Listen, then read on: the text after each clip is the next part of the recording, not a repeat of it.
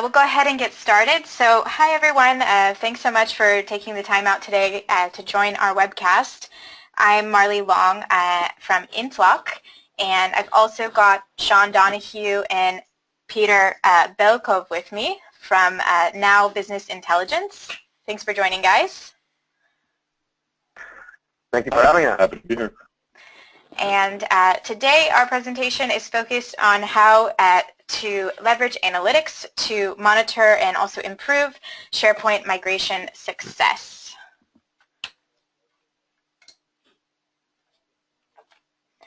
So just a bit of webinar housekeeping. So this webinar is being recorded, so if you want to share this with a colleague in the next few days, we'll go ahead and send an email to everyone who's signed up with the recording as well. And you can connect with us on Twitter. Our Twitter handle is @Cardiolog, as well as @NowIntelligence.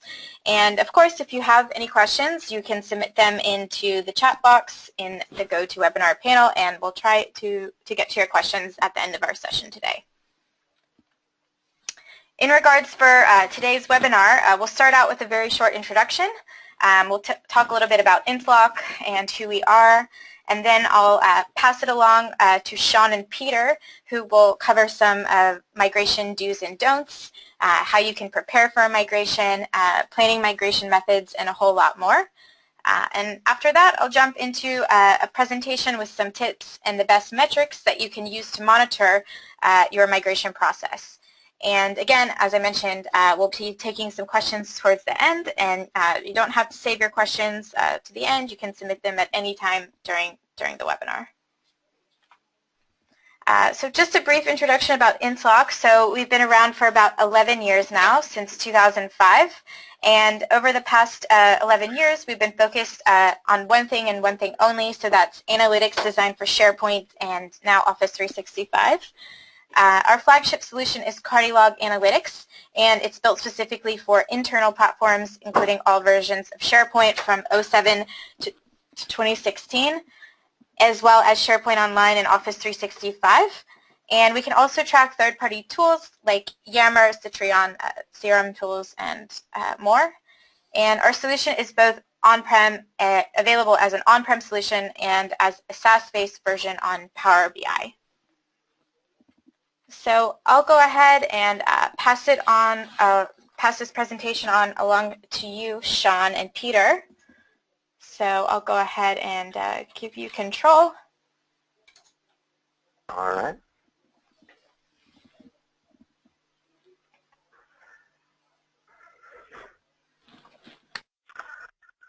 Okay, so I'm hoping everyone can share my screen, or see my screen. Thank you very much, Marley. So, as Marley said, I'm Sean Donahue. I'm our SharePoint migration architect over here at Now Business Intelligence. Peter, do you want to introduce yourself before I give a brief overview of what we do? Hi, everyone. My name is Peter Belkov, and I'm here in the cold and wintry Boston, Massachusetts, and I play multiple roles. I play the project manager role or Scrum Master role, and as well as being a business analyst and communications, handling clients and setting their expectations. So basically do anything that needs to be done in regards to migrations. Great. Thank you, Peter. So a little bit about MBI. We're a Microsoft-centric technology service firm. We're Microsoft Gold partners. We specialize in SharePoint integration and development.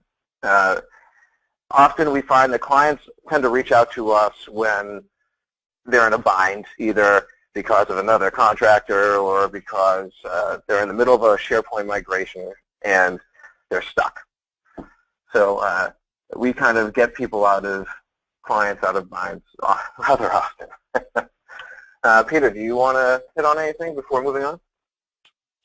Sure. Yeah, we're really what separates us from other consultants in the area. We set realistic goals with the clients.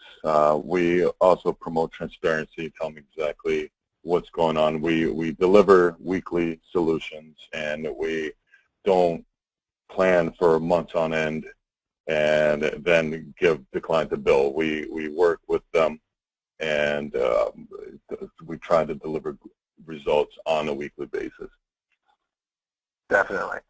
And as far as our clientele is concerned, we go from everywhere from large defense contractors with over 100,000 employees down to the small startups. So we have a rather large range. We try to help everyone as much as we can. We take a different approach to consulting overall. All right, a little bit about our migration experience. We've done a number of different migrations ranging from 2003 to 2016 in Office 365. I feel like some of our more challenging migrations are those custom migrations or the third-party migrations, something like eRoom or DocuShare migrating into SharePoint. Those are the type of custom migrations that you need to really have those PowerShell scripts ready for and automation ready for. Peter, do you want to hit on anything else before moving on? Yeah, with the eRoom and DocuShare, really, they're never straightforward. We found it's a lot of the times it's the case of, round hole, square peg, and we've just because of the architecture of the legacy environments that don't fit one-to-one with SharePoint, we found those to be our most challenging. But we are proud to say we have done eRoom and DocuShare migrations into SharePoint with the results that the customers expect. Definitely. I'd say that we've migrated over 50 terabytes of data from SharePoint legacy systems such as eRooms and DocuShare. So we've done quite a bit. So we have quite a bit of migration experience. And I think that gets us into our next slide. It kind of really gets us into the meat of this. SharePoint migrations and analytics. I have to say that SharePoint migrations, a lot of people say when I work with clients, they're like, oh yeah, it's easy, it's just copying files over. Sadly, that is the most furthest from the truth, unless you have some sort of simple out-of-the-box solution, and out-of-the-box normally isn't. SharePoint migrations are very chaotic in nature. Sadly, in the 60-minute webinar, I'm not going to be able to teach you exactly how to do migrations and cover every single facet of it. So my goal today is to share our experiences with you. Hopefully you can learn something from them and really be able to judge your migrations and build that realistic timeline together. Peter, do you have anything else you want to hit on this? No, it's just this slide right here signifies how chaotic migrations can be.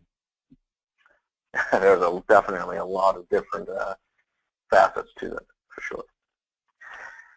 All right. So getting right into it, our do's and don'ts. Basically, this is our lessons learned, what we should have done, what we didn't do. A big one, everyone says, you have to plan for migration. You can't just be like, all right, well, let's just migrate.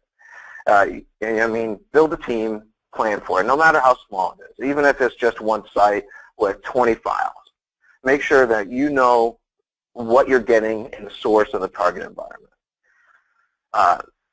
But one thing we also find, if you're doing a large migration of terabytes of data, or even 500 gig, 700 gig, you have 1,000 sites or whatnot, sometimes large companies like to overplan.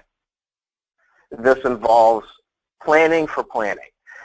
Something that we like to say in our meetings is, why are we having meetings to plan for further meetings? You don't want to really do that. So you want to try to stay away from that.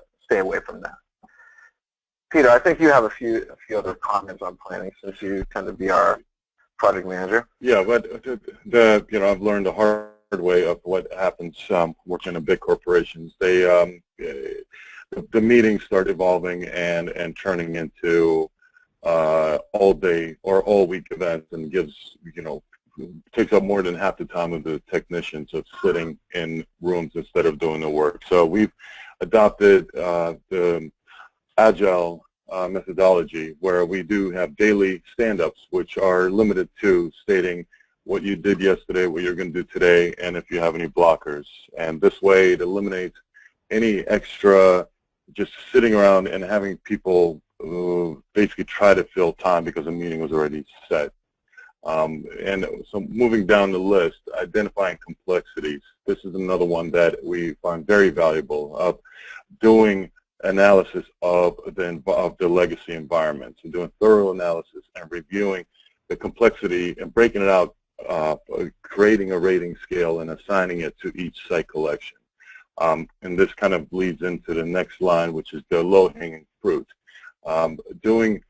We found that a lot of companies spend time planning on how to migrate their most complex sites and do not start migrations until they in their eyes, crossed all the T's and dotted all the I's.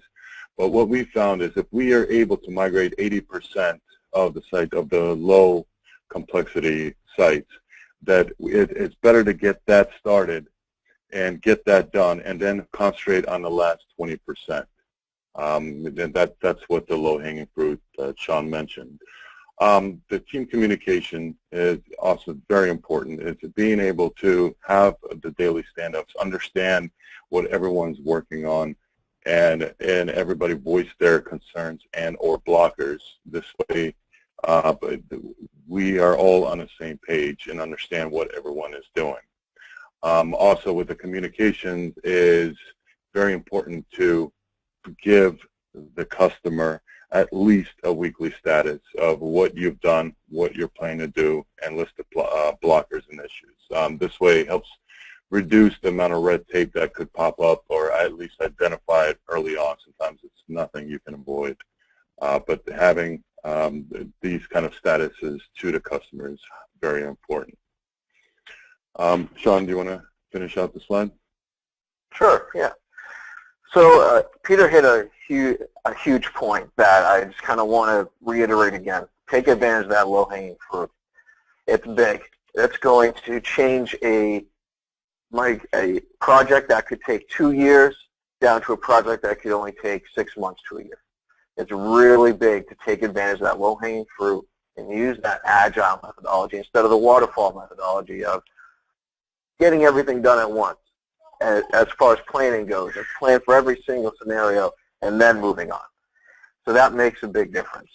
So another deal is that expect every migration is custom.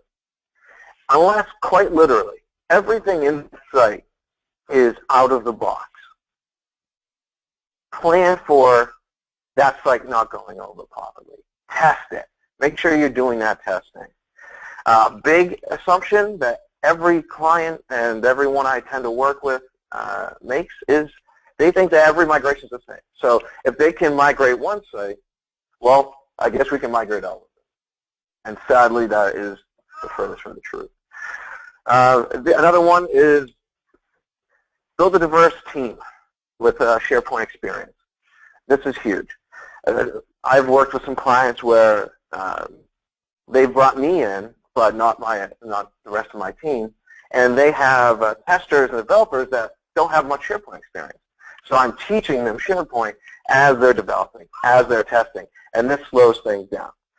And of course, the last one, don't assume migrations are easy. A lot of people do, and it ruins the timeline, it ruins that budget. So I'm going to move on, unless, Peter, you have anything else to add on that? No, I think we're good. Great. So a big one, getting ready for migration. How are we going to do it? So I'm going to kind of give you some options here that, you can do. I've seen other clients do before. First, you have your tools. You have the MetaLogix tool, the ShareGate tool, you have the AppPoint. I've also seen people just use scripting to migrate. Of course, you're limited there. And then, of course, you have the small migrations where people are like, well, I don't want to get ShareGate, I don't want to pay for anything, so I'm just going to copy and paste. Either way, there's consequences. The big one for tools, and it's in the industry knows this, is garbage in, garbage out. This is a very common term. If you have customizations in, say, SharePoint 2010 on your site, if you have custom layouts, custom branding, custom metadata, JavaScript, all of that, if you have ghosted pages, things of that nature, you've changed the whole look of the page, that won't migrate most of the time, and expect that. Even if you read the Microsoft TechNet articles, they'll tell you. It's just that the frameworks change between the two versions, and you really need to make sure that those things work or plan for it. Manual, just understand that metadata and permissions won't migrate, along with some other facets depending on what you're trying to copy over. It doesn't migrate over when you're just doing a manual approach. All right. Peter, you have anything to add on that? Yeah, it's especially when you're dealing with these custom migrations, it's setting the customer expectation is very important. Let them understand why the data will not come over the way they would expect it. And again, like Sean stated, Microsoft states that if you did your sites in SharePoint Designer, there is no guarantee that it will migrate over using any of the tools mentioned over here. So creating custom scripts or just the need of allowing time to rebuild the pages must be put into the plan. Definitely, and that's a huge thing that tends to be overlooked. Yeah, make sure if you have any third-party applications or whatnot that are on the source and you want them to work on the target, well, you have to put them on the target. They're not going to go there via the migration. All right, we're going to move forward for in-house versus contract. This is a very common question that we get. Is should I do migrations in-house or should we contract someone else? And so we put some pros and cons for either one. I mean, yeah, for in-house, go ahead, Peter. Yeah, I'll let you start. No, well, I was going to say we do come across this often. Of course, the client always says, why do we need to hire you when we can do this migration ourselves? We buy the tool and we just go off and migrate. Now, yeah, there are the pros of doing it in-house. Employees are familiar with the environment, or the tech team knows their environment. They understand their needs. Much less of a ramp up, if you will. Also, that goes into the lower upfront cost. So obviously, the employees already are there. They understand what the desired results should be. So the cost of ramping up is lower. What we found is that in the end, typically it costs the client a lot more to try to do in-house, and then eventually having to bring in somebody to clean up what they did, and essentially most of the time it ends up having to start from scratch. So the end cost is higher than just bringing in the experts right from the beginning. Time consuming and removing employees from other responsibilities. You're taking away people who have their day job, if you will, and asking them to move to a different task of migrating, which they may not have the experience in understanding all the complexities involved. So with bringing in a contract, so the con is the ramp up, so not understanding the environment right off the bat, but having tools like this that can analyze the environment and give you a quick understanding of what the complexities are on a site-by-site basis will make that a much easier startup, a much quicker ramp up. The lower overall cost, if you're doing it right from the beginning, obviously you don't need to explain that the cost will be set, and with companies that have the migration experience, they can estimate and hit that mark much more consistently than somebody who's not done it before. Obviously, the part of that is being experienced in these migrations and setting the customer expectation. They may think it's not going to cost what it really in reality does cost, but having that conversation up front and breaking it down and making them understand makes it an easier check to sign, if you will. It's easier to allocate the money. Migration toolkit. So from every migration, you create custom widgets, custom transformers, custom scripts, and that eventually the toolkit becomes expands after each migration, because all those things, even though they are custom, they can be reused. So you save a lot of time reusing the pieces from previous migration. And ultimately, the dynamic team, this is very important. sometimes you just need to bring in a QA person for a few weeks instead of having someone on a payroll the whole time. So a contractor typically is able to bring in experts for a short period of time they are needed, and then then they can move on to different projects. So having a dynamic team is part of the appeal of using a contractor. And in the end, it's what typically happens. Companies do try to do in-house. They make and they learn fairly quickly that it is much more difficult to do, and ultimately having to bring in experts, which has happened time and time again, to clean up and restart and to get the job done right. Sean? Thank you, Peter. I mean, you're 100% hit on all of those points. And I mean, the one thing I want to state is that a lot of clients think that they can buy these tools like Metalogix or ShareGate, and they can migrate them, and everything is going to be perfect. I mean, I'm paying this money for this tool. I'm going to migrate into that target environment. It's going to be perfect. And in the end, what ends up happening is that they realize it's not perfect, and they don't have the talent needed to bring those things over. So that's like that tends to be the common thing we hear from our clients. So a little about a planning process here. There's a lot of facets to go into planning and migration. Here, we wanted to provide you some big things that we have seen in the past that may help out, such as, gathering requirements timeline. There's always going to be an initial requirements and timeline, and that normally is a lot of assumptions and thinking that migrations are easy. Basically, everything that we said in the don't column back a few slides ago. Of course, understanding customer budget. Now, this depends on if you're the client and you're listening to this, or if you're a consultant. But understand the budget. The big one, the really big thing to take away from this is you want to establish realistic timeline, a realistic goal, realistic budget.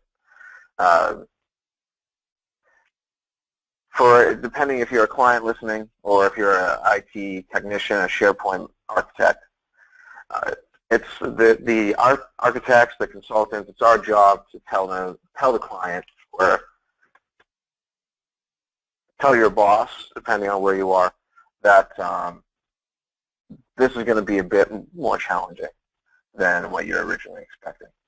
And of course, build a communications plan. Peter hit on that earlier. You want to communicate. You want to communicate this large change, because not only has the UI changed between the versions, but the look and feel has changed completely, the feel of it, the navigation of it. So you want to make sure that you communicate, you get people involved, you get some feedback. You don't have to take all the feedback, but allowing your clients or your stakeholders, since everyone's going to be using this product, to have some feedback, it helps them adopt the new version even better. Yep. And Sean, just to add to that, the part of the communications plan is why it's important is you get the customer to help you, the users to help you with the migration by doing cleanup work. There's nothing worse than migrating data that is stale or is not needed. And any migration is a good opportunity to perform a cleanup of your data. So giving them ample time to go through their data, delete what they don't need, consolidate or mark things as archives. So maybe you store that data in a different data storage center, which may be cheaper or more cost effective. So all that, having the client do work for you that supports the migration is very important. That's all should be built into the communications plan. Definitely. All right, so getting to the real meat of this, analyzing the source environment, using the analytics, cardiolog analytics, and being able to really get an idea of what you're migrating, how you're going to migrate it. Like Peter said, archiving is a big deal. Some companies, they allow tons of users, they allow every user to be able to create their own site, their own project. But at the same time, that project may have been done for a few years. The difference in what I really like about cardiolog, as as opposed to SharePoint reporting tools or some of these other tools that are out there that utilize a SharePoint backend, is that Cardiolog has their own backend. They take user input from the UI, from the web page, just like Google Analytics would. So when you actually jump onto the page, now that site has been hit. As opposed to what I find in a lot of large organizations is that they will have automated tasks that go through every site and touch them. And what that ends up doing is it screws the metrics up to say, well, what site is old, what site is not old. And SharePoint does have a number of different metrics for content touching and things of that nature. But in reality, if you have an automated process touching one thing or changing one thing, well, now that site's not old anymore. Now that site looks like it was modified yesterday. The good thing about Cardiolog Analytics is our database has its own type of tracking. It doesn't track those type of things. Going into some of the useful metrics, there's a lot of metrics. I mean, Peter, correct me if I'm wrong, I think we had over 30 different metrics to analyze the complexity of an environment. Yeah, that's right. At one point. Everything, and a lot of it is based on customization and everything from last modified date. So yeah, quite a lot. And right. to touch upon that is our customers, one of the first questions is, tell us what we have. What is the data that we have? Because they don't really understand the whole scale of it.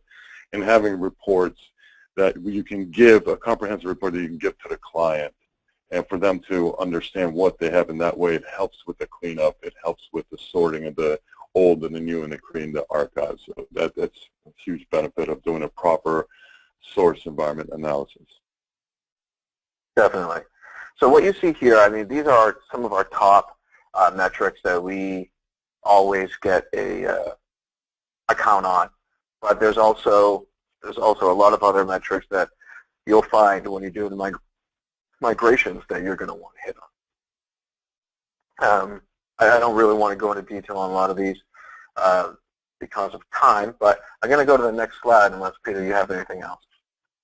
No. All right, great. So our last slide here is customizations. I want to hit on this because it's huge. It's going to change a site that can be migrated in minutes to a site that can be migrated in hours or days. And it depends on how customized they are.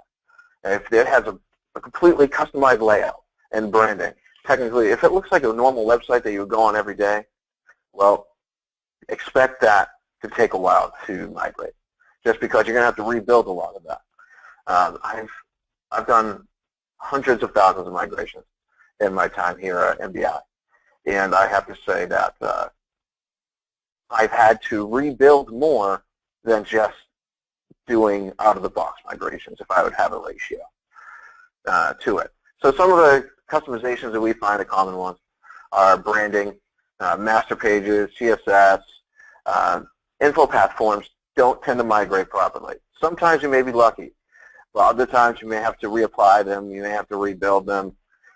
Just expect it. Ghosted pages will never migrate. They're stored elsewhere, and when you go upon a migration, it does not work normally. So you expect to rebuild those. And metadata, depending on what the metadata is, that won't migrate properly either. It all depends on where it's stored, if it's using taxonomy or if it's using at the farm level, if it's just a column that you put on a library, or if it's site-based metadata. So it all depends on kind of how you're adding that up. Okay, do you have any comments on that? No, I think you've conveyed the importance of understanding your environment and the customizations of the environment. Definitely. And a lot of these metrics and Cardiolog can help with gathering these and really understanding the complexity. I think that's it. Marlee, do you want to take over? Sure. Thanks so much, Sean. That was really interesting and really some helpful tips and points that I hope will definitely assist any of you guys in the future or any kind of migration challenges that you may have. Great. Okay, so I'm going to jump now into a short presentation on and kind of go in more in depth on these analytics that Sean mentioned previously. So just to give a little bit of background on, Cardiolog and what we do. So our goal is to help our customers constantly improve SharePoint based on how it's being used. So that's the bottom line.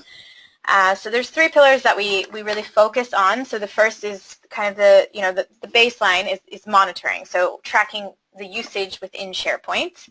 And then the second is really engaging with our users, asking them what their pain points are, what their needs are, and maybe what's not working for them in the portal.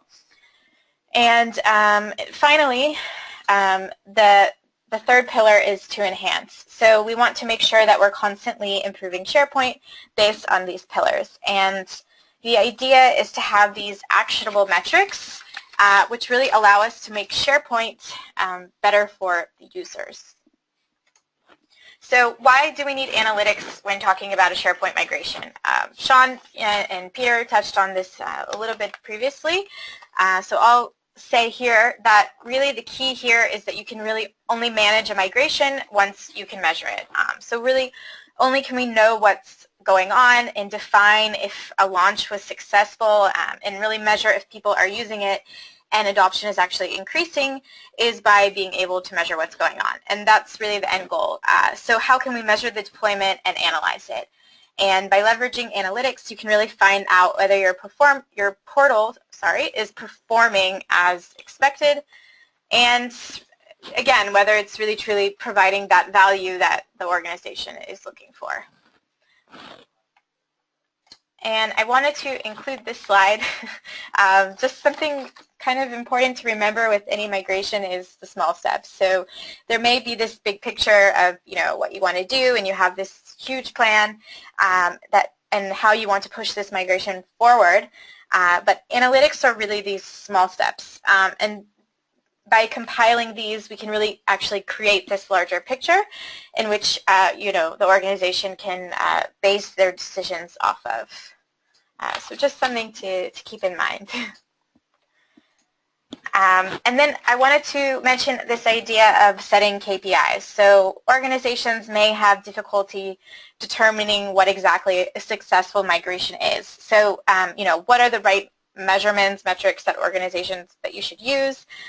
And determining that is based upon the KPIs that you set out when you begin a migration. So an example of common migration KPIs could be that 90% of end users have migrated to the new portal by a specific date, or a specific number of page views per week per department is set forth, or 80% of end users are active on the social platforms that you may have, like Yammer or Citrion or SharePoint Social.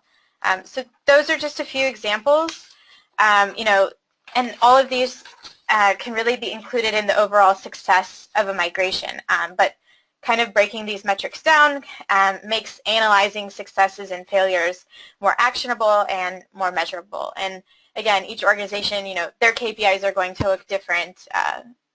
There's not really something that goes, across the board. It's really depending upon your business goals and your goals for your portal as well. Okay, so just wanted to talk about the 3 phases of migration tracking that I will focus on today in this short presentation. So before the migration, so Peter and Sean touched on this about getting rid of stale or old data, old information in the portal. So you may have content overload or sprawl across the portal, which leads to very disorganized information. So again, not having a migration plan, that's kind of what was just touched on before. Creating this kind of plan and building a timeline. And also storage challenges could also be an example. So these are all things that you can really try to use analytics to take care of before the migration.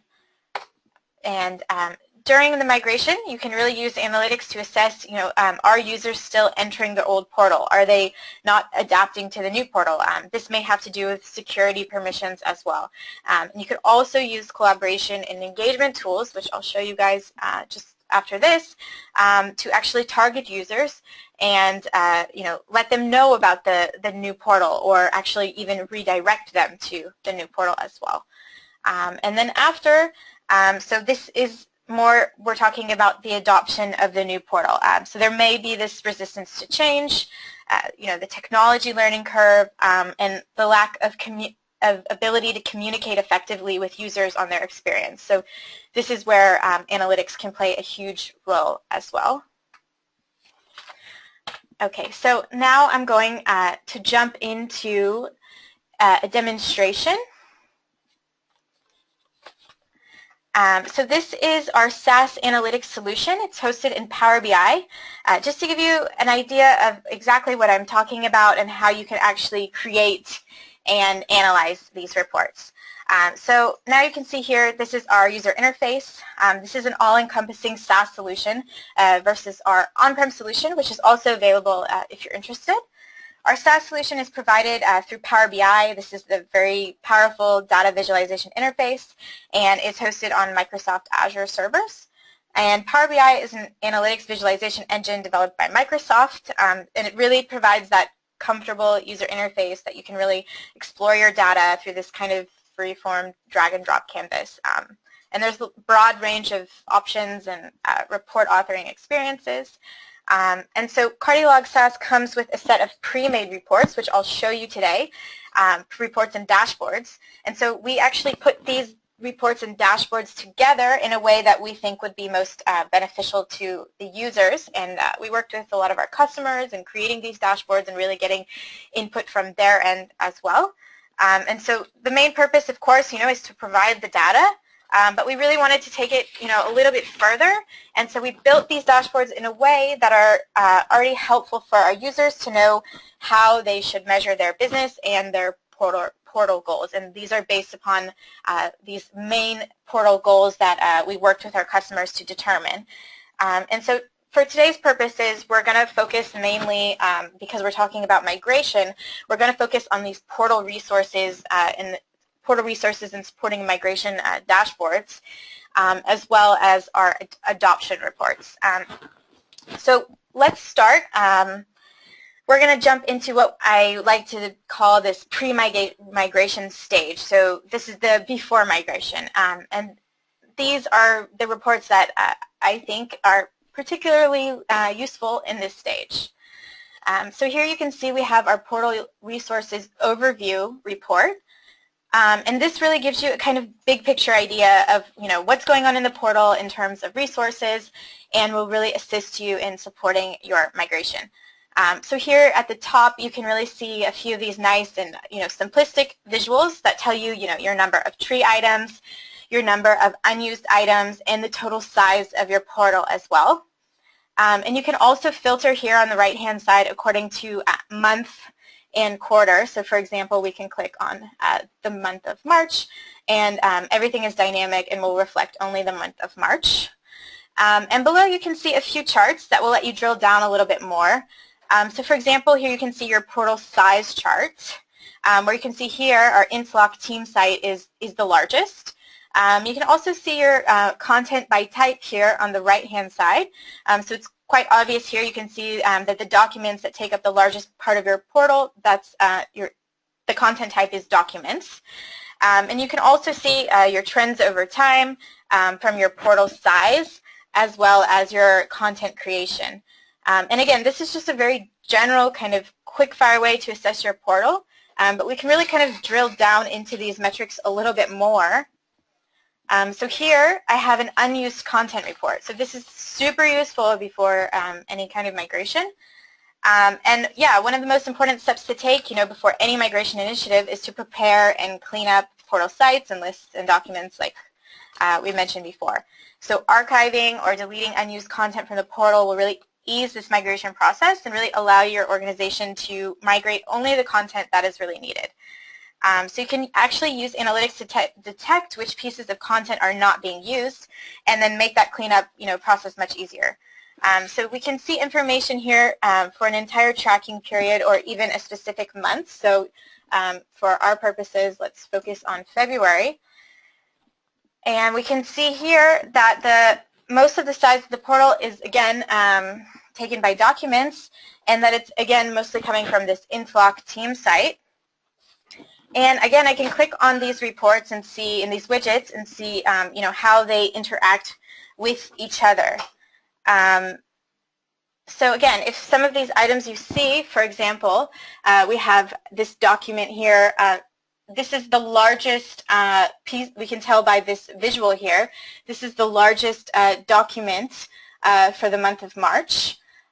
So we can actually take action here and say, okay, this has actually the least amount of page views, but is the largest document. So we can actually contact the owner here and actually say, okay, let's give you, you have 60 days to clean this up before the migration process. And you can actually, we can actually open this visual up, and I can actually, this really cool thing about this visualization is you can actually see how the data changed over time. So if I just click here, you can actually see, how your portal is growing and how it's changing over time. Okay. So now I'm going to show you, let's go to, now we're at our usage overview report. So again, we can focus here on our content. So here you can see, you can actually compare, we can drill down, and we can see, where we have the most popular content, which is in the Inflock portal, or even in very specific team sites, we can actually drill down to see that specific content. So what we can do here is we can actually enlarge this chart and see what actual actions can this metric provide. So here we have a list of our most popular content. So once you know what content specifically is most popular, you have your page title here, you have your most recent page view, the number of users, and the actual size, as well as the owner. So once you can see what is the most popular content, you may want to link to that in the new portal. So you can actually use this information to take action and understand, what content you would like to keep and what you would actually like to leverage in the new portal. So instead of having people wasting time in the new portal and clicking through and trying to find it, why not, just already know you can create a link to it and redesign the homepage and redesign the navigation in the new portal because we know that it's most popular. All right, so let's flip that around. And here for page views, I'll show now, I just have a quick lag.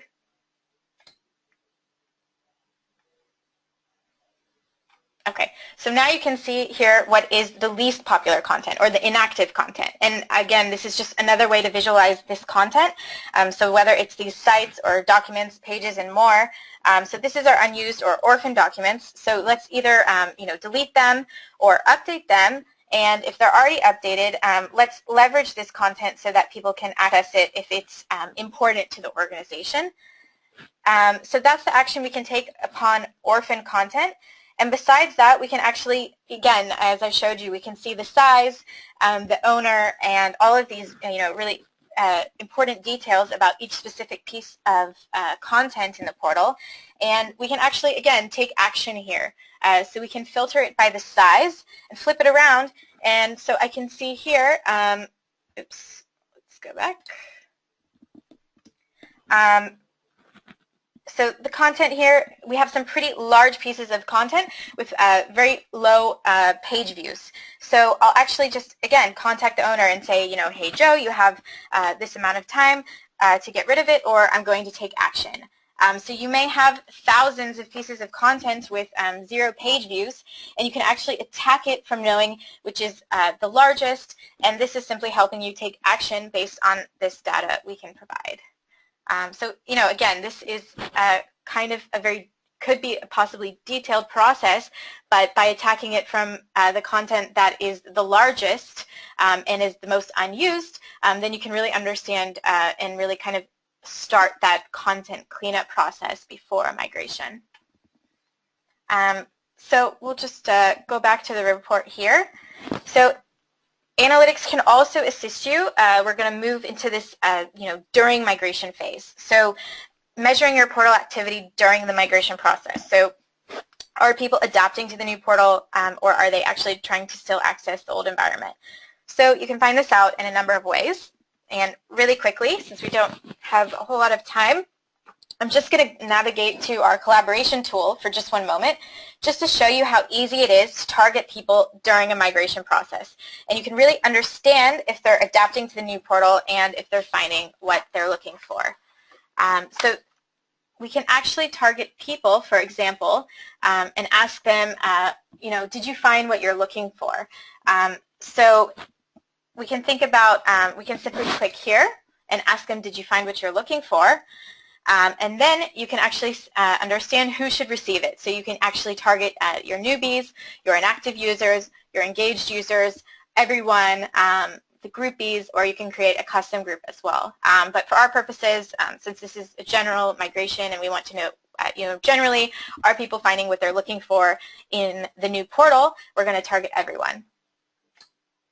And here you can actually pick a channel, so you can go from a phone call, a desktop notification, a text message, an email, but I think for our purposes we'll go for this in-app message. So this can be a pop-up or a full screen. There's a number of different customizations that you can play with, but for our purposes let's do a pop-up, and then you can go on to customize your text. So you can say, let us know how we're doing. And then you can write something like, are you able to find the things you need in the new portal? And this is a really great way to engage your users and really understand, how you can actually, get these kind of human analytics in a way. I mean, it's really important to actually understand, what your users are thinking from a personal level as well. And then we'll go here into trigger. So you can again select when you would like to trigger it, and then you have your summary as well. So that's just a really great way to communicate any kind of announcements, alerts, ads, links, all within a matter of minutes. And this can be really useful during the migration process, really allowing site administrators to broadcast this important information and redirect users to the new portal or collect information on how the user experience was. Okay, so I'm going to just come back here to our usage overview reports. And I just wanted to show you, so here you can see the portal tree. So you can actually compare the usage of both, farms, and you can actually see the progress from your old environment to the new one. So here you can see you have your SharePoint 2013 farm, and let's say you're migrating to SharePoint Online. So when you click on SharePoint 2013, all the information here reflects your environment from SharePoint 2013. And again, you can drill down onto your specific site. And from a specific site, you can drill down into specific documents or things like that.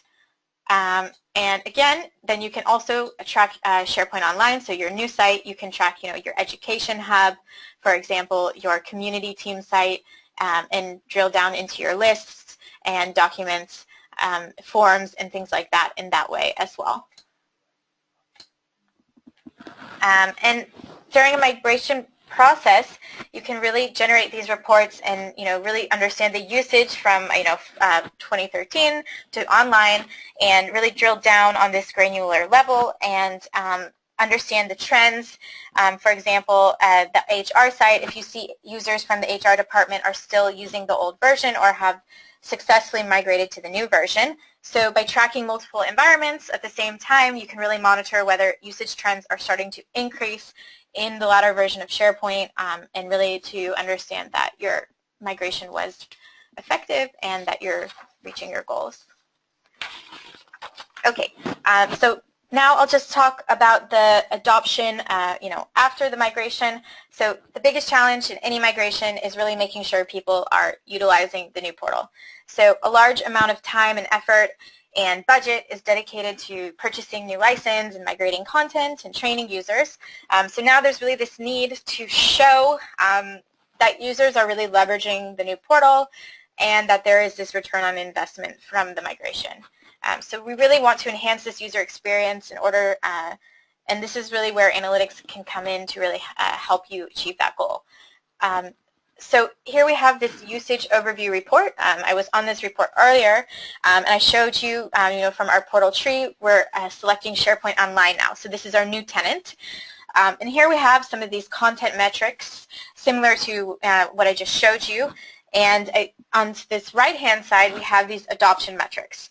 So our purpose is today, we'll just show you this general overview adoption report, but we do have many other reports that really allow you to drill down into these very specific adoption metrics. So here we have unique users and groups, unique users and groups and attributes. So there we have all these separate departments. So for example, your ID department, your sales, purchasing, business, and so forth. And you can really hover over them and see the number of visits per department. And so you can see which departments, for example, have a higher rating. And you can see which departments, again, here towards the bottom, have a lower number of visits. So that's where we can really take action and give these laggers more training and really help them adapt to the new SharePoint Online portal. So instead of allocating resources to training everybody across the board, we can really say, okay, the finance department specifically, needs more training. So that's a really great way to allocate your resources more effectively. So we can also drill down to a specific group. So here you can see some users use the portal between 26, 25 times, but here, some are using it much less. So we can actually drill down into this group. Just one sec.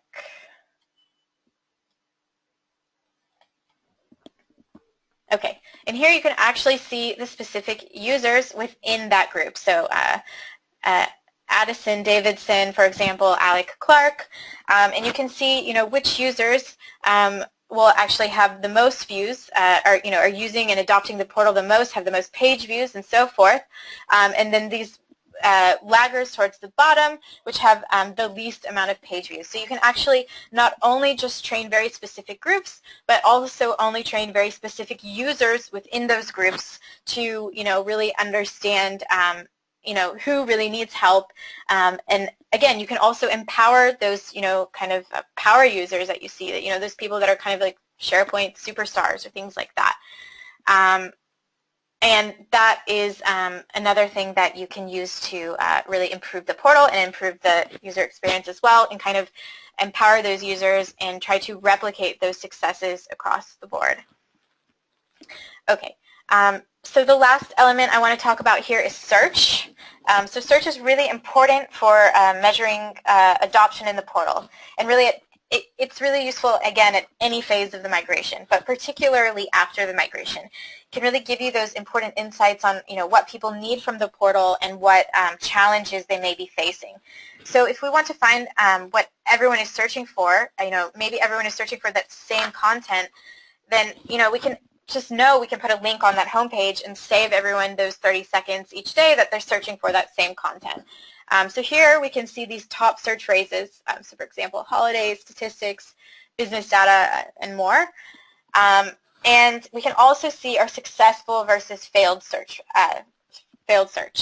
So we can actually click on each term and find out the rate and see, once again, it's dynamic. So when we click on that, we can actually see, what specific departments are searching for. I'll go back and filter it in that way. So here we can see business was searching for holidays the most.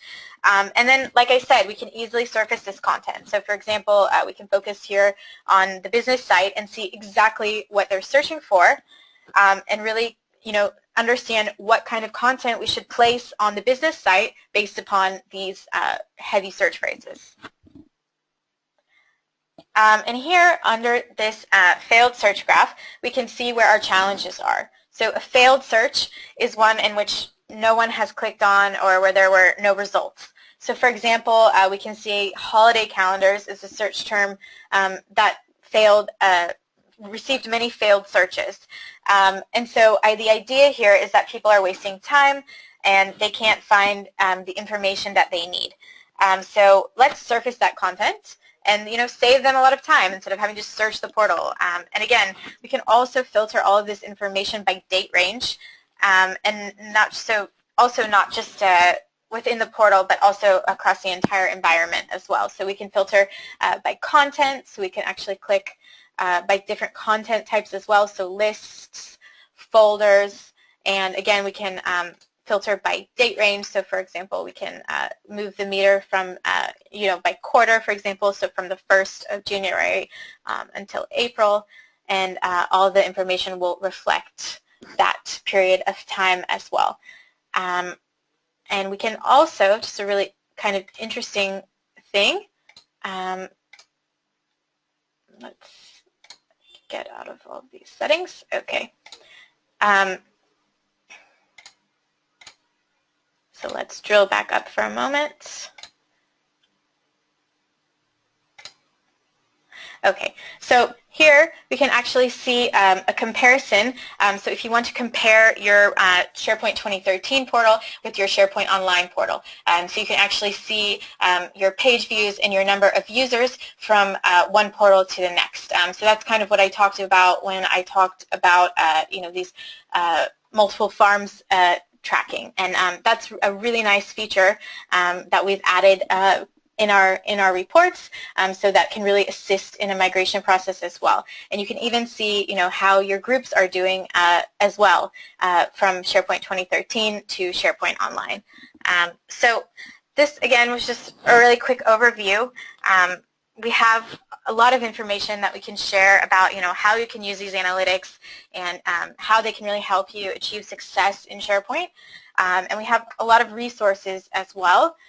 So I would like to invite everyone,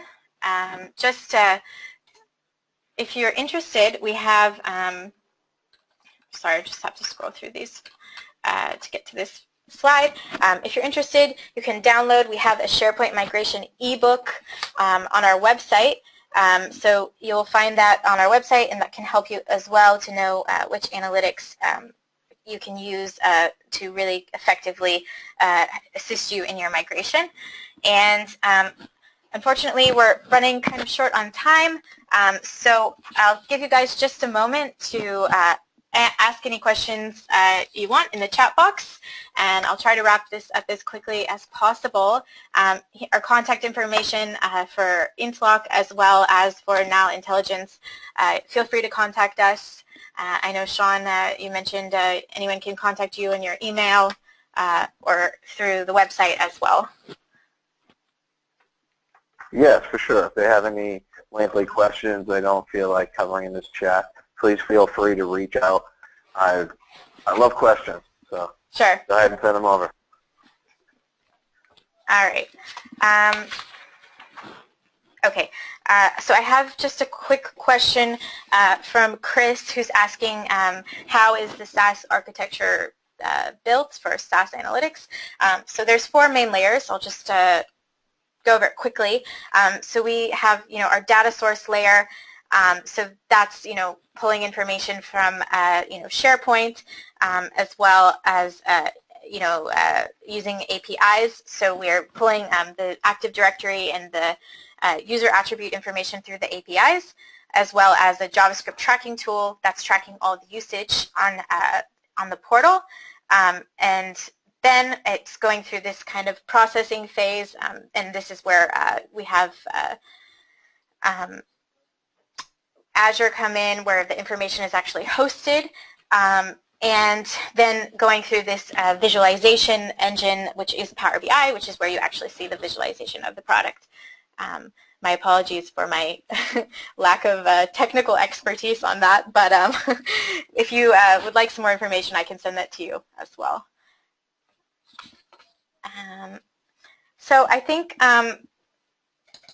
if anyone has any other questions, or if you don't have a question right now, we're totally open to any kind of questions you may have. So I think I'll wrap up the session now, but feel free to email us and let us know if you have any questions or anything like that, and we'll get back to you by email as well. So thanks so much, Sean and Peter, for joining us, and we'll get the recording out in the next few days as well. So thanks, guys. Very good. It was our pleasure. Thank you very much for having us. Thank you. Thank you. Have a great day. Bye.